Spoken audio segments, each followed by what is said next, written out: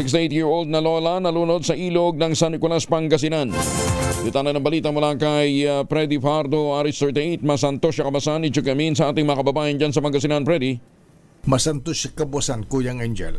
Nagresponde ang PNP kasamang MDRRMO sa reported drowning incident alas 2 ng hapon sa Ambayawan River sa Barangay San Rafael West, San Nicolas, Pangasinan, kung saan ang biktima ay kinilalang si Adelita Mejia at batay sa ulat ni OIC Chief of Police Captain George Banayos na pag-alaman nila kay Mrs. Elmira Mejia Valdez, kapatid ng nasawi, na alas 10 ng umaga ay umalis ang kanilang tahanan ng biktima na magtutungo sa isa pa nilang kapatid sa kabilang ibayo ng ilog na nakagawian na nito na tumatawid ng ilog. Subalit alas 2 na ng hapon ay hindi pa ito nakakabalik, kaya humingi na siya ng tulong sa kanilang mga kamag-anakan at nakasalubong naman nila itong mga kabataan na nanghahanting ng ibon at sinasabi nga na nakakita sila ng bangkay ng babae sa gilid ng ilog. Sa postmortem examination na sinagawa sa Rural Health Unit, pagkalunod ang ikinasuwi ng biktima na nakalaga kayon sa isang purinarya sa bayan ng San Nicolas.